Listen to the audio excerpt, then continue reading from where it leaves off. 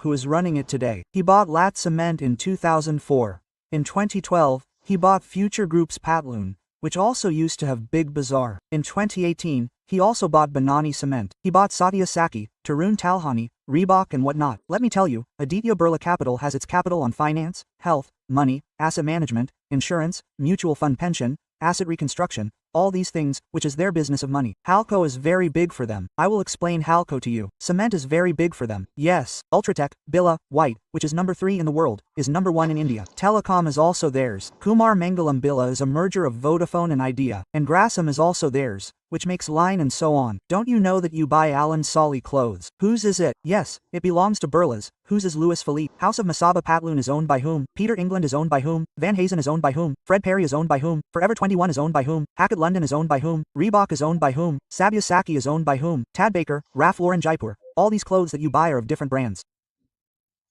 All these belong to Birla Group. Today Kumar Mangalam Birla is the 8th richest man in India and the 100th richest man on earth. He has received Padma Bhushan and the other two groups are not that big. CK Birla Group is still big, which owns Orient Electric and CK Birla Hospital and GMM, which work in infrastructure and mining. F-Tech, which makes transmission products through which current is passed. It is used in transmission in vehicles. This group of his generates a revenue of 25,000 crores. This is CK Birla Group. Yash Birla Group did not work. He had Birla Power. Birla. He had Birla Kotson. He had Birla Shloka and it became insolvent in 2013. It was declared an NPA. It was finished. So mainly two big businesses remained. Now first of all, before moving ahead, I told you a little about the Birla Empire. How did these businesses get established? How did they get started? What was the thinking? What was the thinking? What was the impact? Before that, let me ask you a question, brother. Tycoons of India. Do you see which tycoons run their business from the village? Who runs his business sitting in the village on a cycle wearing a dhoti and kurta? Who is it? Deependra Goyal, Nikhil Kam, Sridhar Bambu or Sunil Bharti Mittal? Answer below, brother. These are 4 options. Answer below. Who runs his business on his laptop sitting under a tree riding a cycle in the village? Does business worth thousands of crores? Now let's fast forward a bit after the family structure. Now I will explain their entire business model one by one. How Birla turned the right opportunity into fortune at such a time. The second chapter is seizing the sentiment Grasim. Grasim was a story of sentiment. What is the sentiment going on in the country? What was the sentiment in the country at that time? First of all, I will talk about the time when the Swadeshi movement was going on in the country. G.D. Birla found his movement in this movement. There was a movement. He found the movement. Movement means timing. He thought his time had come. I will clothe 35 crore people. I will clothe them with Swadeshi clothes. Yes, Gandhiji was very much against it at that time. He was saying charka charka charka. He thought 35 crore people had clothed them. How much cloth will these people make with the spinning wheel? At that time I will make my capital. And then what? He trashed the trading business and ended it. He set out to make a milestone with his mill. He prepared for the mill. Let's see how the Birla family has the most major contribution. Ghanshyam Das Birla is considered to be theirs. G.D. Birla started this at that time. He took over the business and under the Swadeshi movement in the country, boycott British goods. Drive out the British. Promote Swadeshi products. Wear your own clothes. Lokmanya Gangadhar Tilak, Mahatma Gandhi, freedom fighters wanted to stop all foreign clothes by burning them, making noise and burning them. Charka used to be the symbol. G.D. Builder thought that we will not be able to make clothes for 35 crore people with the charka. We do not have mills to fulfill this requirement. There used to be 3 or 4 mills at that time. How many were there? There was a Ford Loster. There used to be a Bombay Spinning and Weaving Company. There used to be a Morarji Mill and an Elgin Mill. That was all. G.D. Birla thought of leaving cotton trading. In trading, buy from this and sell to that. Buy from this, sell from this. Hey, I make it myself. I will build a textile mill. The business will grow. Our movement will get support. So G.D. Birla did not do anything without thinking. Brilliance behind billions. This is the type of India. Before building the mill, he did a feasibility analysis. What will be required? What will be earned? How much will it cost? How much will be saved? Applied unit economics. How much does the raw material cost? How much does the labor cost? How much does the machine cost? How much does the rent cost? How much will the revenue come? After calculating, he understood the matter. He thought that 14 to 15% profit will be easily made. He understood that 15% profit will be easily made. Yes, he said that when I sell goods worth 10 rupees, then 1 rupee and 50 paise will definitely come in my pocket. It will definitely come. The make factor was very big. By 1947, there was a population of 35 crores. He said that I will make 17 crore people out of them. That is, 50% of the population wear my clothes. So the manual work of spinning wheel was manual. Its productivity was low. There were poor quality unskilled workers. 350 million yards of fabric was needed and 143 million yards of fabric was available. There was a shortage of 60% in the country. After doing all the calculations, G.D. Birla's big question was where to start the mill now. Brilliance behind billions. Where to get the technology from. How to train the manpower. There is no manpower in the country at this time. So G.D. Birla roamed around the country. He found out that it is easy to build a textile mill in Madhya Pradesh. Why? Because firstly there was a lot of water there. Second, it was now the cotton belt of India and thirdly it was close to Maharashtra and Gujarat. Because now Kolkata is not an old thing. Now the ports of Maharashtra and Gujarat had started functioning. I can also export. I can also get goods from the markets from abroad. The labor cost here was less than Mumbai. Labor was expensive in Mumbai, so he finalized Madhya Pradesh. Maharaja of Gwalior at that time Jiwaji Rao Scindia went to meet him. See, when the thinking is big, then the person executes it later. He meets the people who need help. He went to the Maharaja there and requested him to join the movement. He said that if a mill is built in Madhya Pradesh, then the people of your state will get employment. You will not have to distribute free sweets to them. People will earn on their own. Jiwaji Rao Scindia said that this is true, friend. If prosperity comes among the people here, then everyone will benefit. What did he do? He gave his own land in Nagda to them to set up a plant near Gwalior. G.D. Birla's next problem was technology. He got the land. He brought the land from Scindia. Now it was technology. Cotton farming is done. Cotton farming is limited. Brother, how much farming will you get done from the farmers? Because you will be able to get unlimited farming done. I have to make a lot of cloth. So to find an alternative to cotton, they started searching for its alternatives abroad. They went to England, Japan, US, China, France and understood the textile industry. First research before revenue.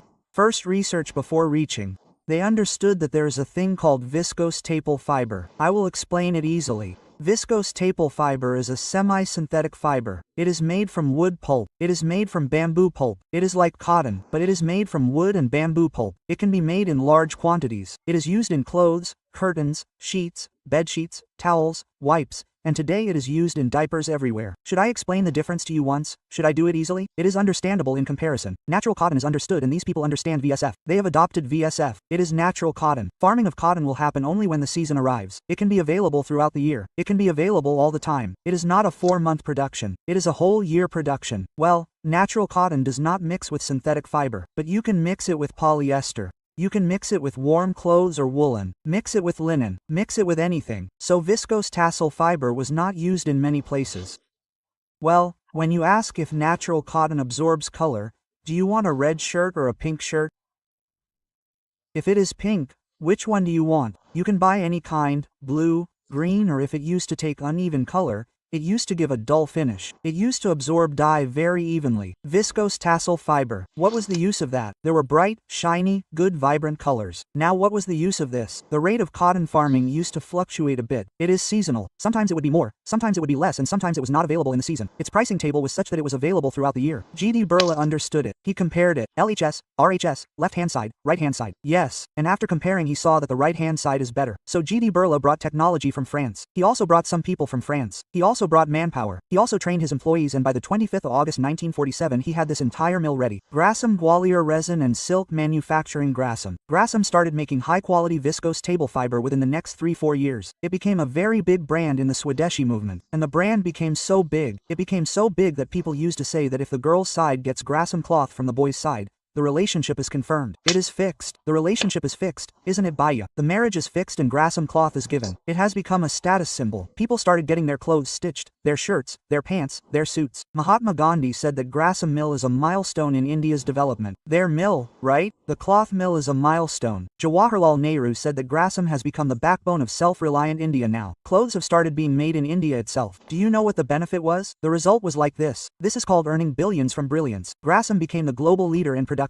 In VSF, that is, viscose tapered fiber, which I told you about, it became number 1 in India. It became number 3 in the world. It is the largest exporter, exporting viscose rayon fiber. It is bringing revenue from 50 countries all over the world. It is bringing in dollars. In 1990, it used to sell goods worth 875 crores, but after 10 years, they crossed 4,500 crores. And by 2024, they were exporting clothes worth 26,000 crores. They are manufacturing and selling. They manufacture as well as sell. Today, their company has become 1,600 crore rupees. Birla focuses more on market gap than its market cap. If the market gap is filled, the market cap will automatically increase. What is the formula of Birla? Sell your goods according to the time and situation. And the result was that the numbers of Grasim's success are in front of us today. Today, the company has become more than 1.5 lakh crores. Let me tell you one thing. Many such businessmen come among my leadership fans who say that we have come after seeing your talk of India. We have come after seeing talk of India. We have come after seeing talk of India. If you can explain so well in the video, how much clarity will be available in front? I teach the framework of execution to people. And when there is clarity, execution happens. Execution is not knowledge. Execution knowledge is not infatuation. Execution does not happen with infatuation. It happens with execution. If there is correct implementation, the income will automatically be good. You see for yourself what people are saying. In this leadership on program, I really learned those pain points which were creating issues and struggles throughout. I think that not only in India, but perhaps even in other countries, you will not get content of this level. Our Bharatvarsh will progress a lot with the guidance of Vivek sir. I personally believe that I can take my business to a whole new level with the kind of learning that I have taken from here. So I have achieved an MBA degree. This is what I feel today. If you too have a business, small or big, you should definitely join Leadership Funnel at least once in your life. The dream you had can be fulfilled only from here. Subscribe and see. You will understand yourself why there is so much crowd in LF. By the way, today you are watching my video. It is the 9th of February, Sunday. At this time the batch of 8, 9, 10 is completely filled. This batch is over flooded at this time. This is our batch of 8, 9, 10. Yes, but what is ahead? I am doing the next batch on 19, 20, the 21st of March. So, to book on time, to give your token, to book on time after giving the token, you can call now and find out. There are limited seats. Let's move ahead. We have been hearing since childhood that we have to become like Tata Birla when we grow up. Tata Birla. Like today we talk about Ambani, Adani, Ambani, Adani, Ambani. Then it was Tata Birla, Tata Birla, Tata Birla. Today I will tell you when and how the names of both of them came together. This is the third chapter providing metal strength with the metal of tomorrow. The next iron came Halco. Halco became a very big company. Birla's approach was not micro, it was Mac. They thought big. I decided that I will not take market share but the entire market. I will make such a product which is needed not by a few people but by everyone, which is used not in a few places but everywhere, which will not only create business but will build the whole country. It was the year 1944, G.D. Birla and J.R.D. Tata.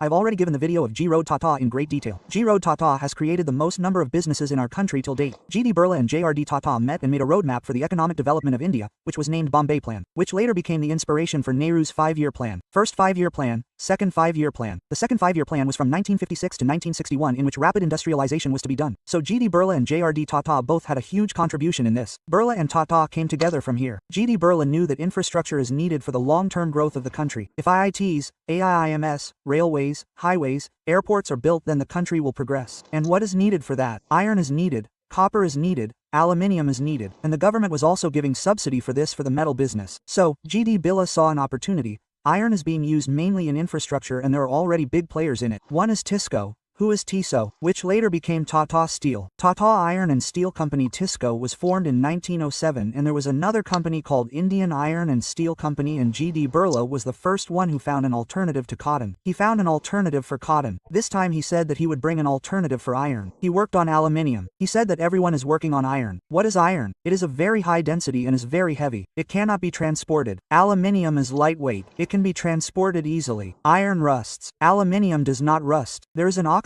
layer so the junk is saved. Electricity does not pass through iron easily. It has low electrical conductivity. Aluminium has high electrical conductivity, so it can be used for electric wires as well. There are aluminium wires. Wires are not made of iron. Now brother, how do I make aluminium? So when I understood, I need bauxite for this. Now bauxite is the main source of aluminium. Yes. So brother, I will make aluminium. What raw material do I need for it? Bauxite. And India is the biggest bauxite reserve in Asia. China is number 2. Turkey is number 3. All are far behind. India is very powerful. There's a lot of bauxite, and the consumption of aluminium was 14,000 tons in 1950. The government had projected that it will increase 27 times in 40 years. It will reach 4 lakh tons. When there is so much demand, why not become number 1 not only in India but in the world? He said, I will enter the aluminium business. I will become number 1 in the world. Why? Because this is a halwa business. The goods have to be sold. The country needs aluminium. There is a captive market. You will think how the entire body of the vehicle in transport will be made of aluminium. Alloy wheels will be made. You are a building. You have your house, your building. Builders' aluminium is used in it. You have doors, windows. There are window frames. There is ceiling. Yes, there are power cables in the electrical sector. There are transformers, motors. There is wrapping foil in the packaging sector. They are the world's largest manufacturer of aluminium foil. There are cans, Thumbs Up, Pepsi cans, Coca-Cola cans. They make all of these. The government said that they should take the industrial policy forward, and they identified aluminium. So when they joined the government, they said, brother, we supply aluminium everywhere, in defense, power, infrastructure. G.D. Birla understood. If we enter aluminium, the world will accept us as iron. If we enter iron, it is possible that we may not accept it as iron. If we enter aluminium, the world will accept it as iron. So, leaving iron, they completely entered aluminium. They went into the preparation of aluminium. We already had bauxite. Now what did they do? What did the aluminium manufacturing that used to happen in India do at that time? Indal used to do it. Who is Indal? Indian Aluminium Company Limited, and most of the grants were given to this company. When the government announced the building for bauxite mining, it said that we will do the mining of bauxite. Do you know where bauxite is found in our country? You should know. There are many mines in 3 places in Osa, Jharkhand, Chhattisgarh. There are many excavations and they are full of bauxite. This bauxite is filled like gold under the ground. We all thought that Indal,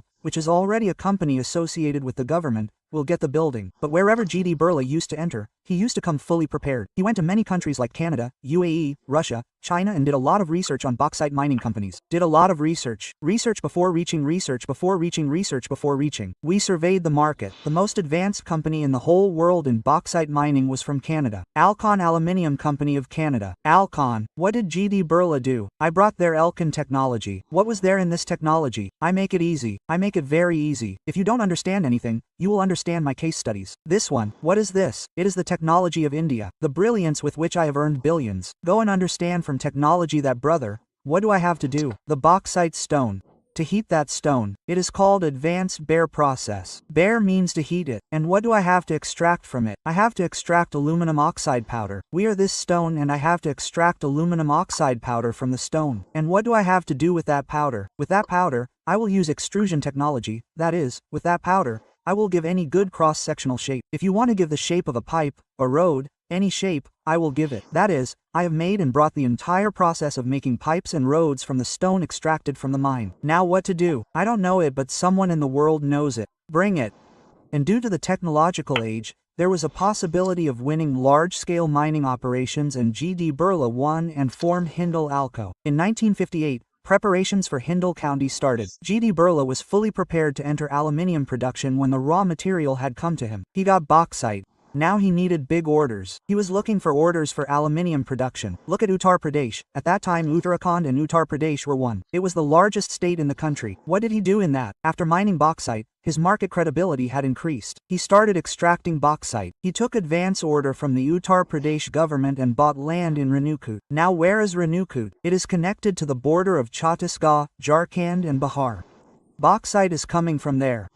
They went to Renukut, which is close to the border. They went there and built the entire value chain of aluminium. Are you understanding the value chain? What did they do? First they extracted bauxite, extracted the stone. What did they do with it? Then they extracted aluminium from it by heating it and using the advanced beer process that I told you about. Aluminium came out. What is its next step? Downstream rolling. They made steel plates out of it. They made large rolling stones. Now that it is ready, I will extrude it. What will happen with extrusion? I will give it a shape. I will make pipes out of it. I will make roads. They understood everything. That is mining of bauxite. Then aluminium has to be extracted from bauxite. Then downstream rolling has to be done. Then extrusion has to be done and it has to be shaped. Now what do I need the most? Pipes and rubber were needed the most. The entire process got streamlined. Halco became India's top producer. Now, from the government of India to 20 states, from defense to railways, from Air Force to Highway Authority, Hindalco has taken orders from everyone.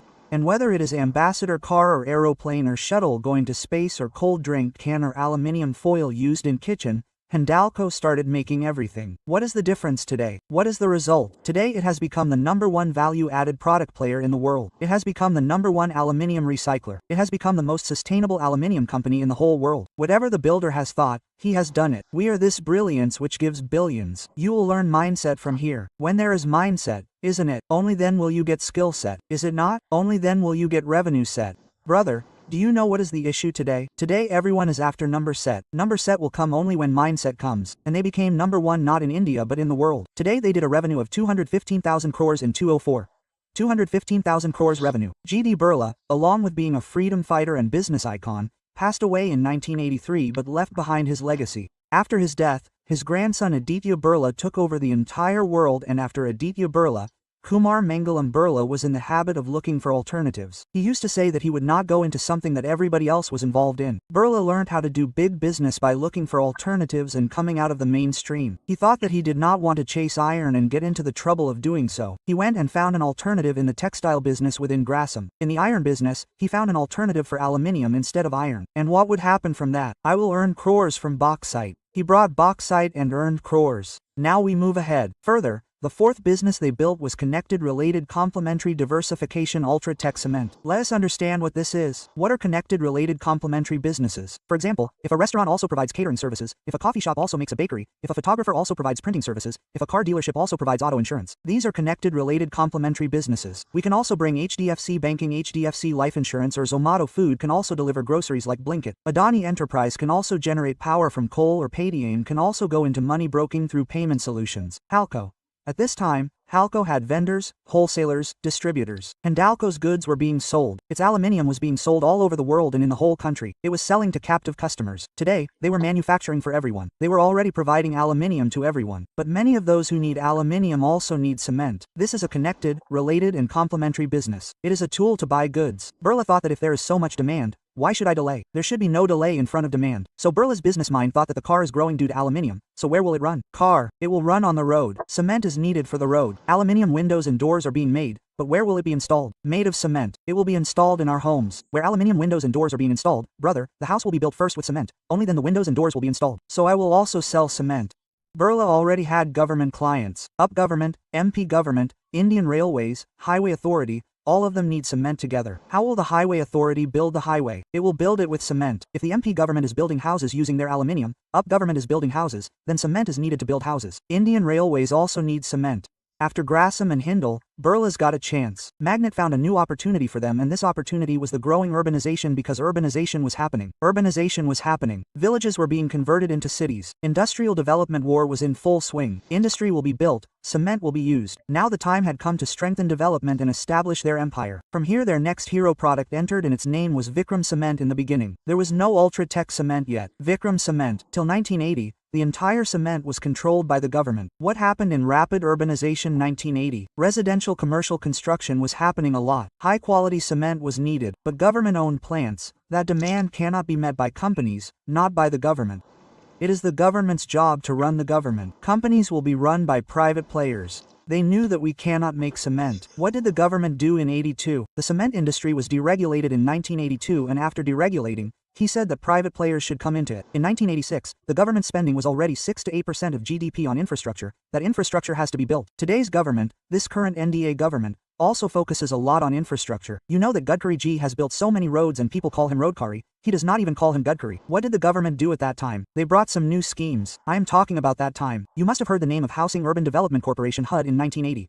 They brought it in 1980. Houses were to be built for 5 crore rural population. Cement was needed. Rural electrification program was started in 1981, and electricity was needed in 400 villages. Poles were needed to supply electricity there. Everything was needed. Cement is going to be used in many places there. Indira Awas Yojana was introduced in 1982. Indira Gandhi wanted to build 72 lakh new houses. Cement was needed for everyone. For people below poverty line. She said that how to calculate per capita. There are methods of calculation. Brothers, you should understand. Per capita cement consumption. Around 1950, it was only 9 kilogram. Per capita cement consumption. By 1982, it increased from 9 kilograms to 31 kilogram. It increased very fast, but now it was going to be 100 kilogram. 9 kilograms was going to be 100 kilogram. By the year 2000, in 1980 itself, the deficit of the requirement was very big. Our country was not able to meet that. So what did they do, brother? I do this. I do the calculation. I do the calculation. How will a business of 1 lakh crore be made from this? Can I make a business of 1 lakh crore from cement? So Aditya Birla found a dream business opportunity in this deficit and said, let's do the maths in this. A business worth 1 lakh rupees crore. The size of the cement industry was growing 3 times very fast. It was going from 40 metric tons to 120 metric tons per annum. If I can capture even 20% market share, isn't it? If I create a capacity of just 25 metric tons per annum in my 120 metric tons per annum,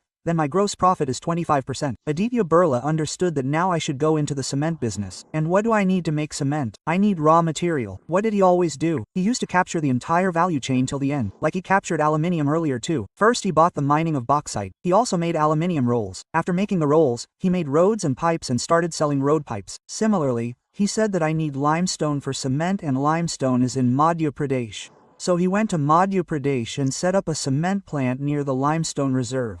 He named it Vikram Cement. Vikram Cement was first given the order by the MP government. It was very useful in the roads, bridges, canals and river linking projects that the MP government had to build. Within 3 years, Vikram Cement became the biggest player in Madhya Pradesh, and by 1995, Aditya Birla ji was 51 years old. He passed away. Now Kumar Mangalam Birla took the Aditya Birla Group forward. Today, Kumar Mangalam Birla had become the biggest player in North India within 20 years. In 2004, Vikram Cement was the 3rd largest cement company in India. But now the opportunity came to make it bigger. He thought, if I want to become the #1 cement company and keep setting up plants on my own, then it will be a problem. That is why he had his eyes on L&T Cement. L&T Cement had to improve its rating. Yes, they wanted to get the rating given by CRISIL. They wanted to go for AAA rating. First, let us understand what is AAA rating. AAA rating shows that their credit, i.e. the quality of repaying loans, is good. AAA rating is given by rating agencies. They give you the rating that, brother, there is no risk of default in this company. The financial health of this company is very good. This shows AAA rating. This rating will make you understand that yes, this company is good. Brother, you can invest money in it. You can lend money to it. You can buy its shares. Because this is a low-risk investment. I have told you these 4 things in this. This is AAA rating. Like CRA, credit rating agency, CRISIL, we give them. So what happened with this? The bank will give you loan at a low price. The investor will gain confidence. You get large investors.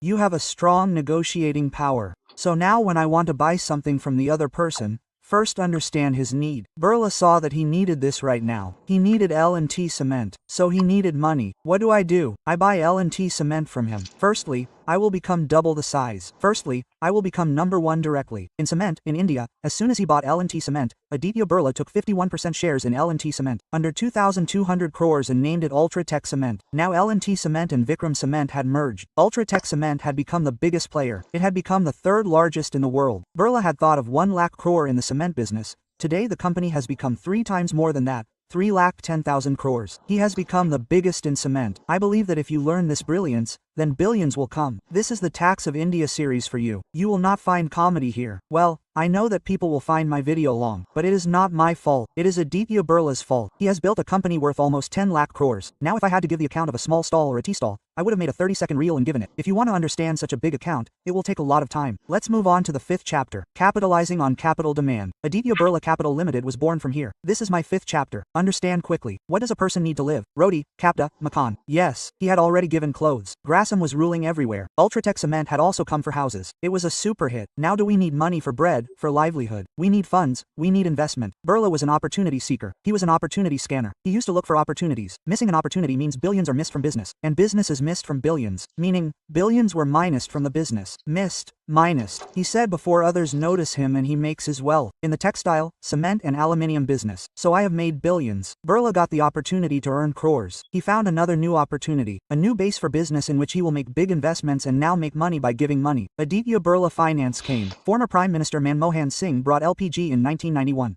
Liberalization, privatization, globalization means that now private players will get a place. People will come from all over the world. Foreign investment will increase. The economy opened up. Small and big businesses started opening and growing. The SMEs, small medium enterprises, which were only 10 lakh in 1988, have now become 68 lakh within a year. But they needed funds to expand the business. All SMEs and MSMEs need money to start their business. But if a small businessman needs money, he had to mortgage his high-value corporate house, shop, car and gold.